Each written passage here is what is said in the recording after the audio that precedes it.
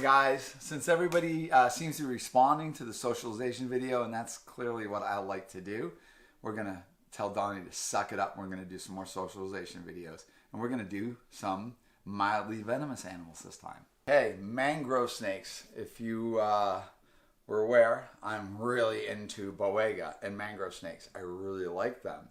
And the more I play with mangroves, the more I like them. So technically, this is a rear-fanged species, but the venom is more designed to take out, birds and frogs. I've never had any problems. In fact, getting bit by a hognose caused me to actually have at least a little bit of something I could feel. I've never had any problems from mangrove snake. And right here, we're looking at Dendrophila, actually it's boega, Dendrophila melanota. So this is one of the larger growing mangrove snakes, and believe it or not, right now, I'm socializing this animal. So what I'm doing, I'm tactile with this animal, so I'm petting it. See the long tongue flicks? The long tongue flicks means my brain's on, I'm thinking, and there's something positive. The negative is Donnie's horrible camera that's blasting this animal in its face with infrared light. And these guys are clearly able to see it. Boega, mangrove snakes, and mini snakes strongly react to a camera or my phone. So right now we're kind of playing a little delicate game. But a little animal like this, I'm not really worried about any problems. But definitely, this is how you make friends. So when we call something socialized, we're teaching it to tolerate us and to trust us. Now this animal's gone into this run mode. At that point, it's assessed a little bit of a danger. It's not too comfortable with the camera, and I'm going to reaffirm that we're okay. Everything's okay.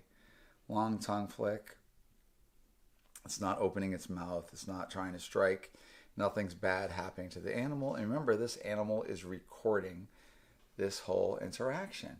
So what I want to do, I just want to do kind of live within the parameter that nothing bad happens. I don't want to overly scare the animal. And I want to do things that the animal doesn't deem as a bad experience. And this is a positive thread. And once again, this lines up with threads of trust. So really nice. So you could raise this animal up quite sweet if you just do this kind of basic handling. And you can have a great relationship with it. So let's go check out some big boega now. All right, now we're going to deal with something a little bit more defensive. This is a female, so this is a boega Dendrophila multicincta. And this is a really cool species I love. And I've even made friends with these guys. They tend to be very defensive, and as I was raising them, they were very reactive. And making friends with them was paramount to me, at least on these guys, because I just really like to play with them.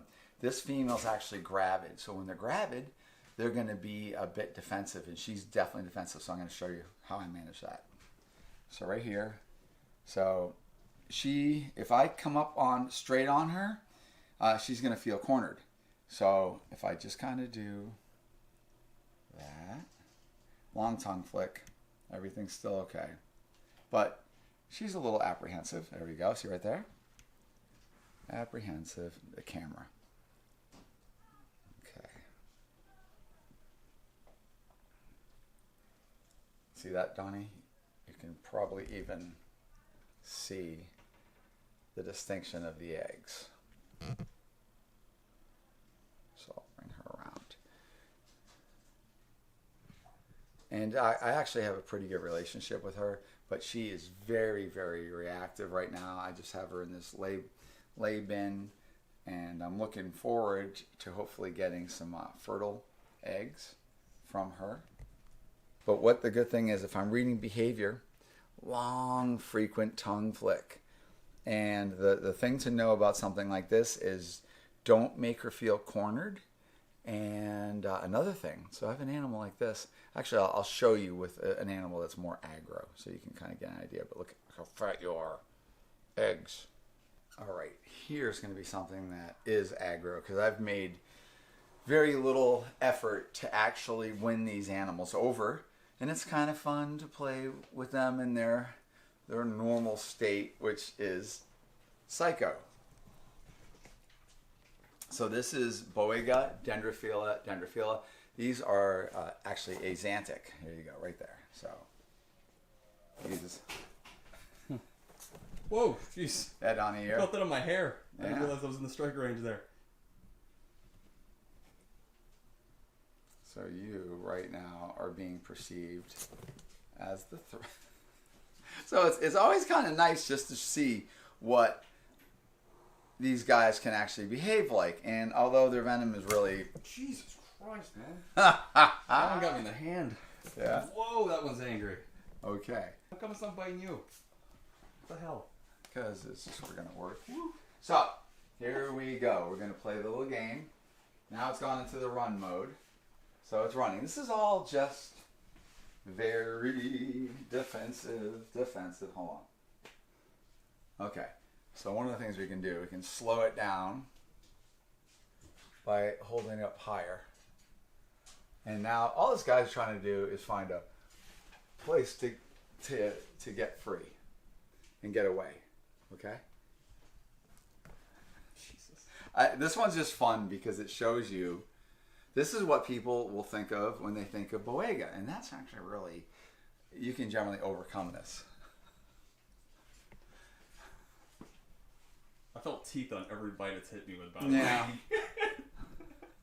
This is just a scared guy. He's acting horrific because he just wants to scare you away. And what he's trying to do is to get you to back off so he has actually a chance to escape, because you can see he keeps on trying to run, you know. But it makes for good, good video and all that. So now, don't let him come here. I go around. I do the twirl. So once again, this is still passive handling.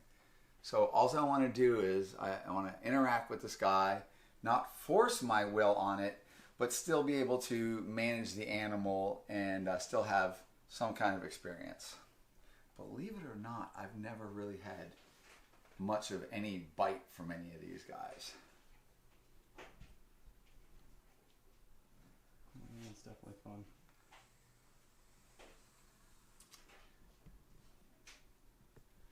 One thing I'd like to point out, so mangrove snakes, they have rear fangs, they have a non-pressurized delivery system, okay? So that means they actually have to chew on you for a while, and their venom is designed to, incapacitate something like a bird or a frog.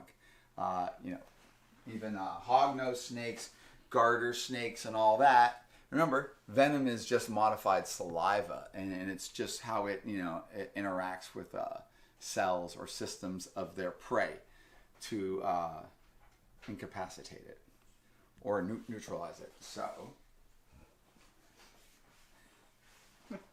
he's cute. Hi, buddy. Yeah, this one's definitely oof. Right? Yeah, this one's great. Yeah. Hi, baby. So, I'm going to tell you another thing. Uh-oh. So, here, let me point out one thing. This is not what I like to do. So, I got two of these guys. Come here. Oof, that was an amazing catch on your part, dude. Jeez. All right. So, remember one thing, guys. When we're dealing with animals that are upset and nervous, they can musk. And you know what the musk does? It tells other snakes to be warned. So, now that I'm playing with this animal who's, maybe musked me, and they will do it, that musk will take an animal that might actually be kind of calm, and it will put that animal on high alert.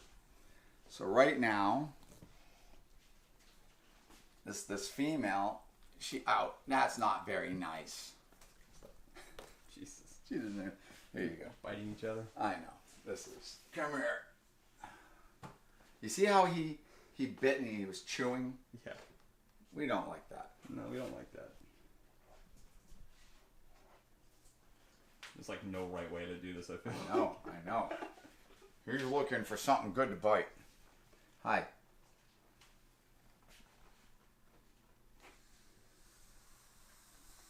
God, if they just both open their mouths, that'd be great. Is the female more chill?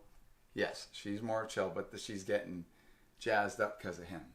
So one thing that's very important, guys, I talk about like passive handling. Passive handling is without me really forcing my will and holding that animal. If I grab the animal behind the head and I'm not doing this and I'm managing it, that is not passive handling. That, to the animal, it's now being predated. Something horrific is happening. So at all costs, I try to reduce that. So I try to work around the behavior of the animal, reading the animal's behavior and working around that, and do something that's not going to make the animal lose its mind. Because, like, you know, losing its cookies, I call it. So everything is just like how you interact with the animal. So I'm above this animal right now. This animal's very aware of me. I'm waving my hands around because I'm super animated. It's not the greatest thing for these animals, but one thing I do, I will handle animals like I'm never going to get bit. And there's a thing, like, I like to call it like flowing. And people that are into animals, you just like, you become like in this state where you're just like, everything's fluid, you're not worried, and you vibe really well with that animal. So this animal's watching me, little short tongue flicks, a little nervous. So then what I do is when I first touch, if I touch the animal, give the animal a second to assess it. Nothing bad. Now we got long tongue flicks. Long tongue flicks, really, really good. And of course, whenever we're handling snakes, not flashing a lot in their face. Long tongue flick, everything good. I'm supporting the body, not just mindlessly, you know, letting it hang in space. So with mangrove snakes, I tend to pet their face a lot. And I believe that has helped me. If I can get you to stop crying. I believe, so I'm just doing this kind of thing, right? And I do that. And the animals just, I mean, I think, at least in my little pea brain, I think that this might actually feel good for the animal. And if the animal's actually trusting you and you're doing something that's nice, that, you know, just rubbing, I'm always rubbing these guys. If you ever watch me mess with reptiles, I'm constantly rubbing them. And it's just maybe my autism or whatever it is, whatever my problem is, but it actually really works in my opinion. So this animal, everything really good. She's just out for a little crawl. So if I come under the animal and I don't go into its face, but I come underneath it, we're being really pretty passive and nice right there. Really, really good. So remember, things like species like reticulated pythons and reactive animals that are highly intelligent, your eyes are a big thing. Mangroves are very aware of your eyes. They're very aware of imposing, you know, stature above them and whatever. So right here, she a lot of times you'll notice that the tongue will come down there because that is their perceived worry or their threat. But I have a really good relationship with, you know, the majority of my mangrove snakes. And I do passive handling. So like we probably just witnessed on, let's say, those black and white mangrove snakes, many mangrove snakes can behave like that. And the only difference is from something like this to them is how I've interacted with that animal, and I've conditioned this animal to trust me. And I've reprogrammed its little brain. And I really like that because I like looking at the animal, but I really like touching the animal and messing with the animal and holding it. And that's where my level of intrigue, the more I do things with them, the more intrigue I'm probably having. Like, what is this animal thinking? How much does this animal know the difference between one person and another? And boy, are they just wonderful, because when I was raising these guys, they were crazy. When they were little, always biting, always just, you know, opening their mouth, always being terrified of me and acting crazy. And that's all that is, just a fear response. This is Lotta fasciata. Look at that. They're so wonderful. Look at that little fat face. You're so cute. That little fat little cheeks. So let me turn her around. since I'm right-handed. Long tongue flick. Doesn't really like your camera, but long tongue flick. So what's happening is there's a perceived threat, which is the camera, and she's like directly going to it, but she's not too worried because I think I give her some comfort because she knows me. So she feels okay and she's trusting of me. So I still think that she's trusting of the situation. So I'm not seeing a change of behavior. She didn't become defensive. She is a little bit worried. I can definitely tell. She's kind of puffing herself up and everything like that. And it's just because of the camera. But she like trusts me, which is great. Remember, guys, we're learning we're getting to have relationships with these animals, and it's all because of trust in how they perceive you and in their immediate environment, which is often your house, your guest room, or wherever you're keeping your collection of reptiles. And so as I've built this relationship, I've built these positive threads of trust. If I started pinching this animal and biting its tail or any of that stuff, those would be negative threads, and I can lose all that trust. And then these animals, they have memory. So let's make sure we got that right. I have witnessed blood pythons that like you did something to, maybe like a blood python, years ago, like a blood python I gave a shot to, and that blood python was like, oh, I know what you're going to do. You're going to sting me. Or something, okay, here's a really good one. If you have an animal and you put it in a glass aquarium or a glass face aquarium, and the animal bites the glass, right? So bam, like, wow, it's real shocking. You realize that the animal, if you're standing there, it thinks you did that. It doesn't understand what the glass is. So that's a negative thread. So if you have an animal that blasts the glass and it's like a boa and all of a sudden goes and starts hissing, he's blaming you. So if you're intelligent, you're going to cover that glass. You're going to prevent the biting of the glass. You're going to do anything you can because that's a negative thread, and we don't want that. It's all positive, supportive therapy, I call it. But it's all, and I never react to this animal. You notice, like, the croc monitor video and all that stuff. And I don't react, because if I start reacting and going ding, ding, ding, as animated as I am, I tend to, quiet down for the animals. It's going to add like bad energy. And if you have like a really nervous energy and whatever, I certainly will tell you, if you're dealing with dogs and you're dealing with horses, if you have that unsure, negative, weird, jittery behavior, it's really bad. It's really terrible for dogs. See, open your mouth a little bit worried about everything, but she's still really good. But that negative energy, you really want to try to get that under control. Fake it till you make it. Divergens. This happens to be one of my all-time favorite Boega. Really, really wonderful. This is a Palu Island, Philippine locality. And what's really cool about them, they get the blue. Kind of get that blue look. Really, really wonderful. She's a doll. I've babied her. The only thing scary about her is she likes to eat her boyfriends. And I'm not joking. It's that is like the one negative drawback when trying to breed Boega.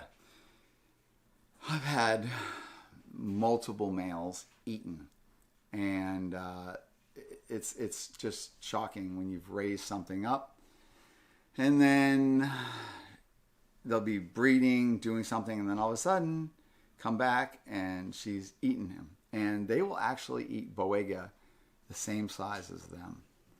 And the worst part is they eat it and like 3 days later throws it up because it's just too big of a meal. This one's Boega Dendrophila cyanea. Cyanea.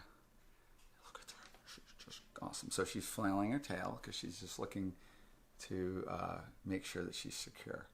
So Boega are semi-arboreal, so they'll spend a lot of time up in branches as well as down in the burrows. Got great little eyes on that, right? Hi, baby.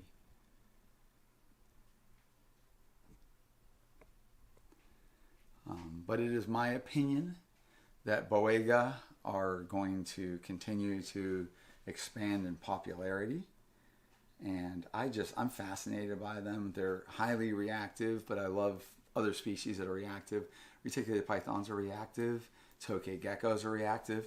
But often when you have a very reactive species, you also have this wonderful little brain. And you don't fully appreciate their mind until you actually interact with them. And then you start developing these relationships. Look at that. So I get a little bit excited. Very tolerant though, you know? All right, guys, this is not Boega. I'm in love. Love, love, love. This is like one of my super projects. This is all black Goniosoma. Look at that. That is so cool. And people don't know, but one of my most favorite species of snake is Goniosoma oxcephala. That's the red-tailed rat snake. And that is an animal that is not commonly bred. Wonderful animals. And these come in as a black Jansenite. Look at that. It's just jet black. It is kick butt. Look at that tongue. Look at that eye. I love that. This is, we trying to, at least I'm trying to, I always say we, but it's actually me. I decide the fate and the direction of things because I'm obsessed with things. I'm obsessed with this species right here.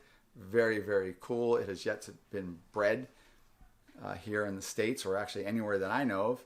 And if I have my way, I'll be breeding these soon enough. So this is an amelanistic albino, a Dendrophila melanota. These guys get big. Look at that color. He hates the camera.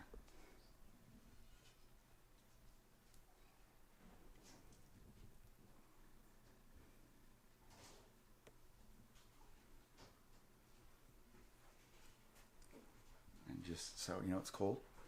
You can see his blood vessels. Yeah. If you hold on. If you get him up to that light up there. Yeah, you can see him in there. Very cool.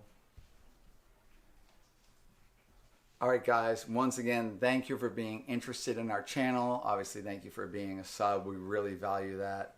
Because remember, your comments and what you guys are thinking, I'm reading and I'm trying to make sense of. And I'm doing a lot of these socialization videos because I really think we left a lot of our core audience starved for that. I do plan on doing some videos where I'm going to start doing a bit of a product evaluation and product spotlight. Please tell me if you actually are even interested in that. That's where I'm going to take a product that I think is a valuable husbandry tool and I'm going to say if it's good or if it's bad and what my opinion of it is and how it is actually used and how you can incorporate that into your own husbandry of the different reptiles that you keep. And essentially what it is, I think I'm trying to take my mistakes and what I've learned over the years and actually help you fast track to a better way to at least have some success of keeping animals. Obviously, not every single thing that I do is always the only way to do it. I have my weird ways, but I do want to talk about it and teach you. So I want to know if you're very interested about product evaluation or if I'm going to bore you to tears. Don't forget to follow me, Evil Morph God, and New England Reptile on Instagram, as well as our other platforms. And Donnie is going to play with TikTok. We've been playing with TikTok. He's going to play with TikTok more. We're going hard again. Yeah. We're going hard with TikTok, and we need to start dancing. Yeah. Look at that.